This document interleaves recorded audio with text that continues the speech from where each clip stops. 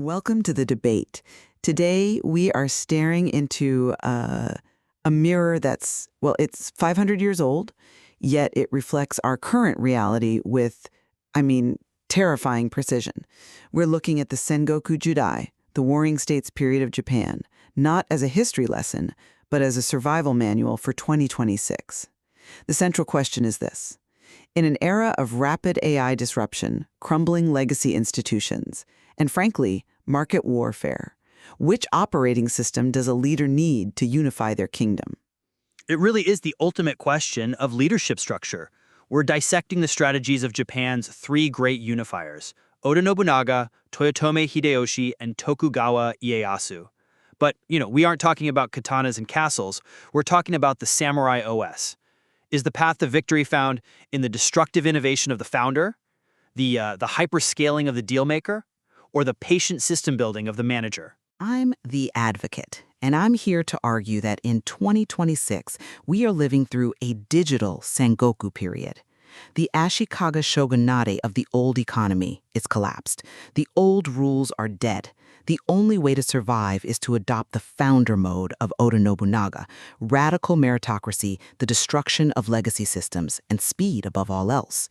You either disrupt or you are the disrupted. And I am the dissenter. I see why you're drawn to the fire, but fire burns out and it leaves nothing but ash. I am here to argue for the pro-stability stance of Tokugawa Ieyasu. While disruption captures the headlines and, sure, the VC funding, only systems endure. Nobunaga's regime collapsed in an instant of betrayal. Ieyasu's manager mode, on the other hand, created 260 years of peace and profit. In the long run, patience and governance, they defeat raw speed every single time. Let's just look at the reality of the situation, though. The Sengoku period was a century of civil war where the central authority had become, well, irrelevant. Local warlords, the daimyo, were tearing each other apart. This mirrors our current landscape perfectly. The old guilds and monopolies, the massive legacy corporations are failing to adapt to AI. To unify this market, you can't just iterate. You have to destroy the old order. And this is why I champion Oda Nobunaga. His policy was Tenkafubu, spreading military power to unify the land. It wasn't about compromise. It was about absolute clarity of vision and the force to execute it. But let's look at where Tenkafubu got him. He got him betrayed and dead at the age of 47. You talk about rewriting the game, but civilization requires continuity. Ieyasu saw the wreckage Nobunaga left behind and realized that terror is not a strategy for longevity. Ieyasu's approach was the Bakuhan system. He didn't just conquer, he built a federation that balanced central control with local autonomy. He played the long game. In 2026, founder mode often just looks like toxic burnout. Manager mode is what actually builds a company that survives the next quarterly report. Survival is pointless if you become irrelevant. You can't manage a system that has been out-innovated by a competitor who moves twice as fast. Nobunaga understood that you have to break the inertia. But okay, let's get into the specifics, starting with the most famous litmus test in Japanese history, the cuckoo problem. The Hototogisu poems. It's the classic management personality test. Exactly. The premise is simple. What do you do if the bird doesn't sing? Nobunaga's answer, if the cuckoo does not sing, kill it. Now, before you call this barbaric, apply it to the 2026 corporate environment. We're integrating AI agents that work at lightning speed. If you have personnel or cuckoos who are stuck in legacy workflows, who refuse to adapt to the new tools, they are dragging the entire organization down. Nobunaga's approach is the ultimate performance improvement plan. If the component doesn't work, you replace it. Immediate termination of dead weight is necessary to maintain organizational velocity. You can't carry passengers in wartime. I'm sorry, but I just don't buy that approach as a sustainable strategy. Kill it if it doesn't sing creates a culture of terror, and terror suppresses the truth. If your employees are afraid they'll be fired or killed for a single mistake or for not singing on command, they won't innovate. They will hide problems. Ieyasu's poem was, if the cuckoo does not sing, wait until it sings. This isn't laziness, it's data convergence. It's realizing that firing someone creates chaos and knowledge gaps. Retraining, patience, waiting for the right timing, that allows for a smoother transition. In the AI era, human judgment is the premium asset. You don't throw that away just because the ramp-up time is slow. I see why you think that, but let me give you a different perspective. We aren't talking about patience. We are talking about the sunk cost fallacy. While Ieyasu is waiting for the bird to sing, the competitor has already built a robotic bird that sings louder and cheaper.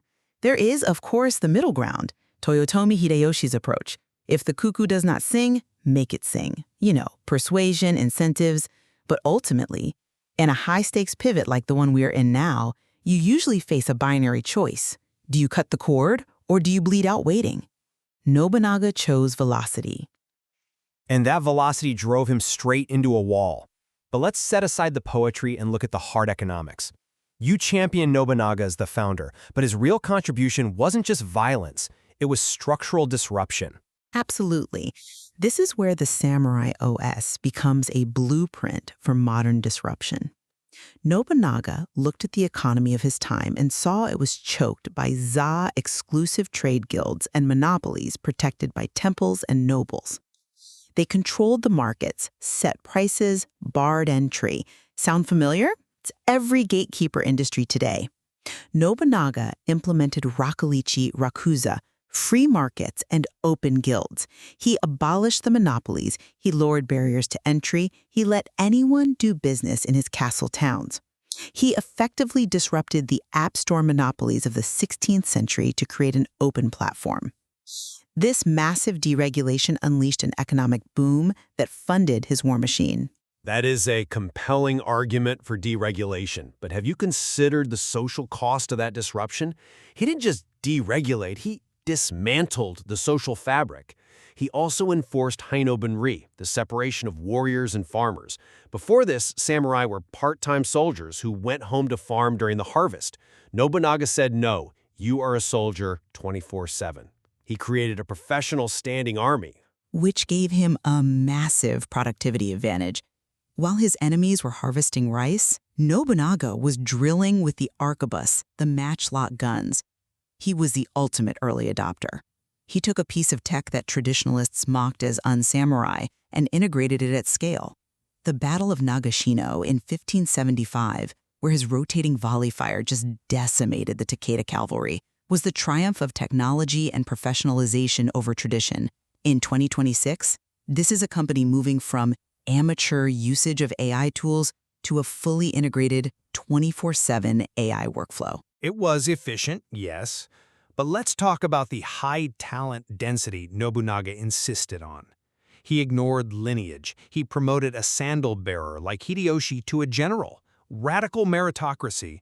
But the flip side of radical meritocracy without humanity is a complete lack of psychological safety. Look at the fate of Sakuma Nobomori. He was a veteran retainer, served the Oda clan for decades. Nobunaga fired him, banished him. Why? Because his recent performance wasn't up to par. He wrote him a 19-article letter detailing his failings. It was a performance review. Sakuma had become complacent. He was resting on his tenure, not his output. It was a public humiliation of a loyal servant. And this is exactly what led to the Hanoji incident. Akechi Mitsuhide, one of his top generals, lived in constant fear of being the next Sakuma. Nobunaga insulted him, overworked him, and threatened his territory. When you push founder mode too far, when you treat humans like replaceable code, the organization self-destructs. Mitsuhide didn't just quit, he burned the temple down with Nobunaga inside. High talent density is useless if your team betrays you because they are terrified. That is the fatal flaw of the Nobunaga OS. I'm not convinced by that line of reasoning because it assumes the betrayal was inevitable. It was a bug in the system, not a feature. But okay, let's pivot to the man who picked up the pieces, Toyotomi Hideyoshi. If Nobunaga was the 0-1 founder, Hideyoshi was the master of blitzscaling. Hideyoshi is fascinating because he represents the growth phase. He wasn't born into power. He acquired it through what we might call hitoterashi, the magical ability to charm and manipulate people. Exactly. Nobunaga ruled by fear. Hideyoshi ruled by incentive. He understood that gold and status move people faster than threats. Look at the siege of Odawara in 1590 against the Hojo clan. This wasn't just a battle. It was a hostile takeover backed by infinite capital. Hideyoshi didn't just surround the enemy, he built a castle, the Ishigaki-yama Ichiya Castle, or one-night castle, right across from them.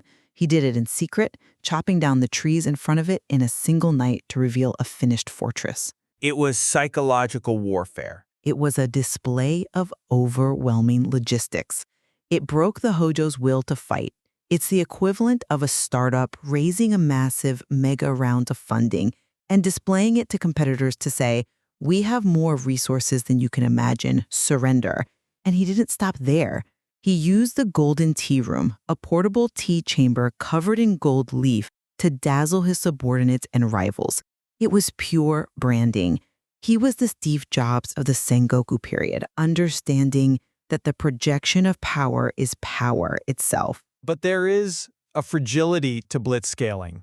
Hideyoshi's system was built entirely on his personal charisma and expansion. To maintain control, he had to enact the katanagari, the sword hunt of 1588. He disarmed the peasantry, melting down their weapons to build a giant Buddha. He claimed it was for religion, but it was risk management. He was terrified of user-generated revolts because he knew he had risen from the peasantry himself. He pulled up the ladder behind him. It was necessary centralization. You can't have a stable market if everyone is armed. But here is where the Hideyoshi OS fails. Succession. He was so obsessed with his own legend and maintaining his personal grip that he failed to build institutional glue. When he died, he left a 5-year-old heir, Hideyori, and a council of 5 elders to watch over him. But without Hideyoshi's personal reality distortion field, the board members turned on each other immediately. This is key person risk at its absolute worst. The Toyotomi startup scaled massive and fast, but it had no governance structure to survive without the founder. Which brings us inevitably to your man, Tokugawa Ieyasu, the man who sat down and ate the rice cake. The man who built the system that lasted. Ieyasu is the manager mode governance that every mature organization needs. He wasn't the most brilliant tactician like Nobunaga, and he wasn't the charismatic genius like Hideyoshi. He was the systems architect. He optimized the supply chain of power. But at the cost of stagnation, Ieyasu closed the country. He stifled innovation. He stopped the bleeding. After decades of civil war, stability was the innovation. Look at his masterpiece, the Sankin Kotai, or alternate attendance system. This is one of the most brilliant pieces of corporate governance in history. I have to admit, as a mechanism for control, it is diabolical. It's genius. The Sankin Kotai required every daimyo to spend every other year living in the capital, Edo. And when they returned to their domains, they had to leave their wives and heirs behind in Edo as, essentially, hostages. But the real trick wasn't the hostages, it was the economics. Maintaining 2 residences and traveling with a massive retinue, costing millions in modern currency, was a massive financial drain. Right. He effectively forced his competitors to burn through their R&D budgets on commuting expenses. Exactly. If a rival lord is spending 70% of his tax revenue on processions and maintaining a mansion in Edo, he has no money left to buy muskets, hire mercenaries, or plot a rebellion. It turned potential rivals into harmless commuters. It was an economic moat so wide that no one could cross it for 2.5 centuries. He codified this in the Buke Shohatto, the laws for the military houses. It was the terms of service for the samurai class. Strict compliance. You break the TOS, your domain is confiscated. This is manager mode excellence. But that's my point. It created a bureaucracy that eventually rotted from the inside. The Pax Tokugawa was peaceful, sure, but Japan missed the entire Industrial Revolution because Ieyasu prioritized control over external inputs. He banned Christianity, he restricted trade. In 2026, if you lock down your ecosystem like Ieyasu did, if you force your lords to spend all their energy on compliance rather than innovation, you will be eaten alive by an open-source competitor. Ieyasu's system works if you have no external competition, but in the AI era, the competition is global and instantaneous. And yet, without Ieyasu's structure, there was no Japan to modernize. The chaos of the Sengoku period would have continued until the country fractured completely. You need the manager mode to secure the gains made by the founder. Nobunaga pounded the rice cake, yes, but he didn't get to eat it because he couldn't secure his own hallway against a disgruntled employee. So here we are in 2026. We have AI agents, we have global markets, and we have the lessons of the samurai. How do we synthesize this? It seems to me that a modern leader cannot simply be one of them. I agree. The pace of change has accelerated. In the 16th century, these phases, disruption, expansion, stabilization, played out over 50 years. Nobunaga paved the way, Hideyoshi expanded the map, and Ieyasu locked it down. Today, a CEO might need to cycle through these modes in a single fiscal year. That's the 3 O's framework for the AI era. You need the Nobunaga mode, fire, for the 0 to 1 phase. When you are launching a new AI product or breaking a legacy workflow, you need to be ruthless. You need to break the guilds of middle management and embrace the chaos of the new. But the moment you find product market fit, you must shift to Hideyoshi mode gold. You blitzscale. You use incentive stock options, equity, branding to capture the market before anyone else can.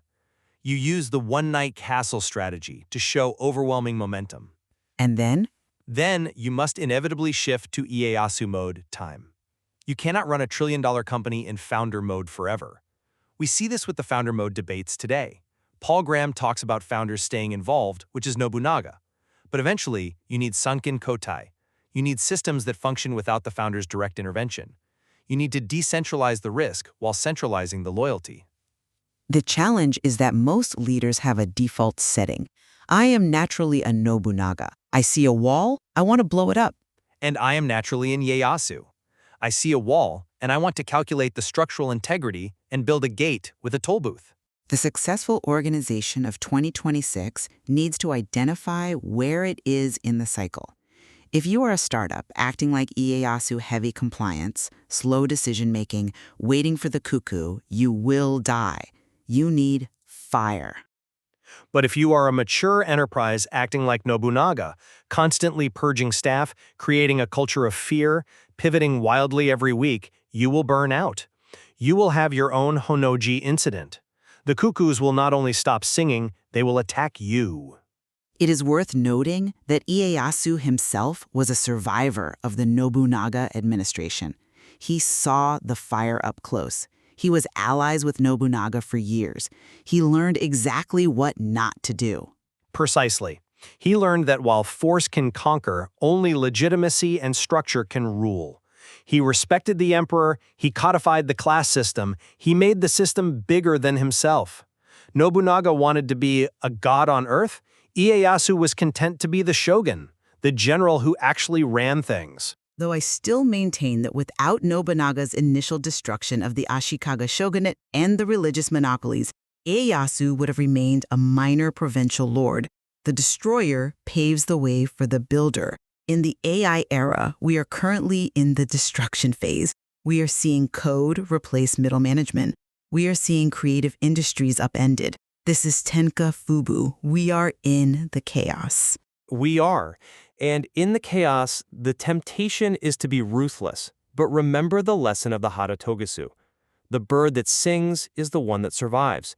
If you kill all your talent because they can't adapt in week 1, you might find yourself alone in the castle when the enemy arrives. Or you find the ones who can sing, and you build a new choir that is louder, faster, and more efficient. A choir needs a conductor, my friend, not an executioner. Fair point. But a conductor needs a choir that shows up to practice. As we wrap up, I'd ask our listeners to audit their own kingdom. Look at your team. Look at your strategy. Are you suffering from Mika Tenkai, a 3-day reign caused by too much chaos? Do you need to implement some Sankin Kotai to get your resources under control? Or are you suffering from the slow death of Za? Are you protecting legacy guilds that need to be smashed? Do you need to invite the chaos in? Do you need to adopt the arquebus while your competitors are still using swords? Choose your samurai OS wisely. The wrong mode at the wrong time is fatal. But the right mode? It unifies the kingdom. Thank you for joining us on The Debate. Until next time, keep your swords sharp and your systems sharper.